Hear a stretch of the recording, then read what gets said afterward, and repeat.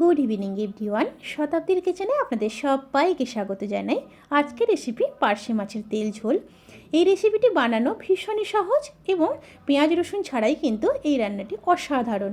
আর সামনে গরম আসছে, এই রকম রেসিপি যদি দুপুরে গরম ভাতে থাকে তাহলে কোনো কিছুই লাগবে না, এই দিয়েই পুরো ভাতটাই শেষ হয়ে যাবে, এই গ্যারেন্টি আমি দিলাম।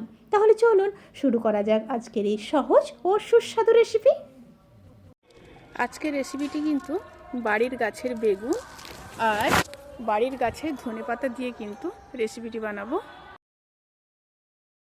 এই রান্নার জন্য আমি দুটো আলু, দুটো বেগুন আর কিছুটা ধনেপাতা নিয়ে নিয়েছি। আলু বেগুনগুলোকে কেটে নিয়েছি। বাড়ির গাছের বেগুন তো এত নরম যে কি বলবো, বেগুনগুলোও খুব বড় বড় হয়েছে। এরপর মাছটাকে ম্যারিনেট করে নেব।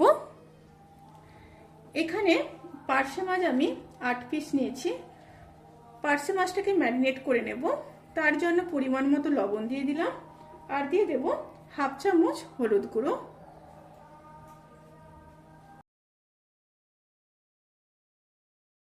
এবার মাছটাকে ভালোভাবে ম্যারিনেট করে 15 থেকে 20 মিনিট ম্যারিনেশনে রেখে দেব। প্রথমে কড়াইতে সর্ষের তেল দিয়ে দেব, দিয়ে বড়িগুলোকে ভেজে নেব।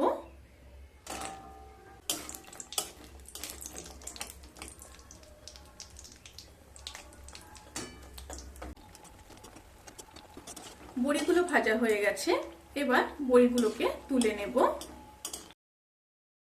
এবার ওই তেলের মধ্যে আলুগুলোকে ভেজে নেব।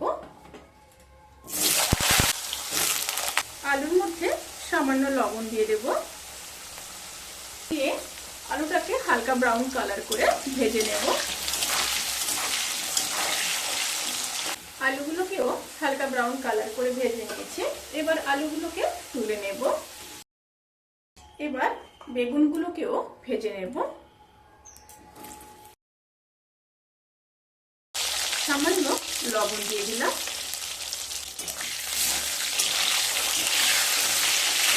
বেগুনগুলোকেও হালকা ভেজে নিয়ে তারপর ফিরে আসছি। বেগুনগুলো খুব সুন্দরভাবে ভাজা হয়ে গেছে। এবার বেগুনগুলোকে তুলে নিচ্ছি। এবার মাছগুলোকে ভেজে নেব।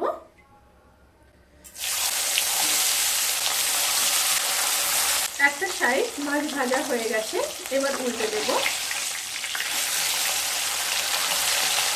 এই রান্নার ক্ষেত্রে মাছকে বেশি কড়া ভাজার কোনো রকম দরকার নেই, হালকা ভেজে তুলে নিলেই হবে। মাছগুলো ভাজা হয়ে গেছে, এবার মাছগুলোকে তুলে নেব। এইভাবে সমস্ত মাছগুলোকে ভেজে নেব। সমস্ত মাছ ভাজা হয়ে গেছে। এবার মাছ ভাজার তেলের মধ্যে হাফ চামচ কালো জিরে দিয়ে দিলাম আর সাথে দিয়ে দেব দুটো কাঁচা লঙ্কা। তেল থেকে যখন সুন্দর একটা স্মেল বেরোতে শুরু করবে, সেই সময় কেটে রাখা দুটো মিডিয়াম সাইজের টমেটো দিয়ে দেব।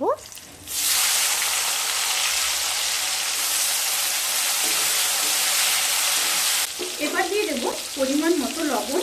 এখানে কিন্তু আমি আলু আর বেগুন ভাজার সময় লবণ ব্যবহার করেছি, সেই অনুযায়ী লবণ দিলাম। টমেটোগুলোকে 1 মিনিট লো স্টিমে রান্না করে নেব। এবার দিয়ে দেব হাফ চামচ আদা বাটা, 1 চামচ রোস্টেড জিরে আর ধনের গুঁড়ো। আমি এখানে রোস্টেড জিরে ধনের গুঁড়ো ব্যবহার করেছি, আপনারা এখানে কিন্তু নর্মাল জিরে ধনের গুঁড়ো ব্যবহার করতে পারেন। আর দিয়ে দেব হাফ চামচ হলুদ গুঁড়ো। এবার সমস্ত মশলাগুলোকে খুব ভালোভাবে কষিয়ে নেব। সাথে সামান্য জল দিয়ে দেব, তাতে করে মশলা আর পুড়ে যাওয়ার কোনো রকমই সম্ভাবনা থাকবে না। এবার লো স্টিমে ঢাকা দিয়ে মশলাগুলোকে খুব ভালোভাবে কষিয়ে নিতে হবে। মশলাগুলো খুব ভালোভাবে কষানো হয়ে গেছে। এরপর ভেজে রাখা আলুগুলো দিয়ে দেব।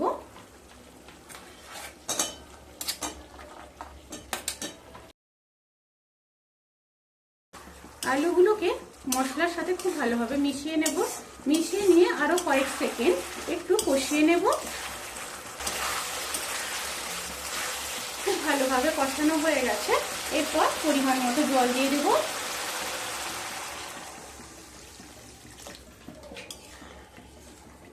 জলটা এখানে আপনারা আপনাদের পরিমাণ মতো দেবেন। সেক্ষেত্রে বলে রাখি, বেশি ঝোল না রাখাই ভালো, হালকা ঝোল থাকলেই কিন্তু এই রান্নাটা খেতে খুব ভালো লাগে। ঝোলটা ফুটে এসছে, এরপর ভেজে রাখা মাছগুলোকে দিয়ে দেব, সাথে দিয়ে দেব ভেজে রাখা বেগুনগুলোকেও, আর দিয়ে দেব বড়ি।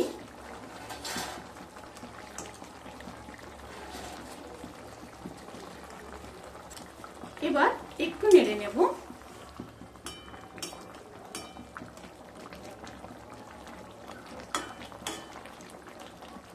এরপর লো স্টিমে ঢাকা দিয়ে 5 থেকে 7 মিনিট রান্না করে নেব, যতক্ষণ পর্যন্ত আলু সেদ্ধ না হয়। রান্নাটা অলমোস্ট ডান। ভিডিওটি কেমন লাগলো প্লিজ কমেন্ট করে জানাতে ভুলবেন না। এবার ওপর থেকে কিছুটা ধনেপাতা দিয়ে দেব, আর দিয়ে দেব সর্ষের তেল। অবশ্যই কিন্তু ওপর থেকে সর্ষের তেল দেবেন।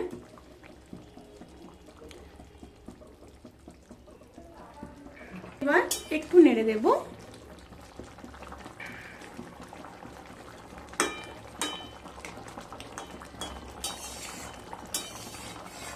এবার গ্যাস অফ করে দেব। গ্যাস অফ করে ঢাকা দিয়ে 15 থেকে 20 মিনিট স্ট্যান্ডিং টাইমে রেখে তারপর সার্ভ করব। ভিডিওটি কেমন লাগলো প্লিজ কমেন্ট করে জানাতে কিন্তু ভুলবেন না। যদি ভালো লেগে থাকে তাহলে কিন্তু সাবস্ক্রাইব করে পাশে থাকার অনুরোধ রইল, আর পাশে থাকা বেল আইকন ক্লিক করে নোটিফিকেশান অল করে রাখবেন। তাতে করে আমি যত রেসিপি দেব সমস্ত লিঙ্ক আপনাদের কাছে পৌঁছে যাবে। আপনারা সবাই ভালো থাকবেন, সুস্থ থাকবেন, সাবধানে থাকবেন। আজকের মতো এই পর্যন্ত। পরের ভিডিওর জন্য অপেক্ষা করুন। টাটা।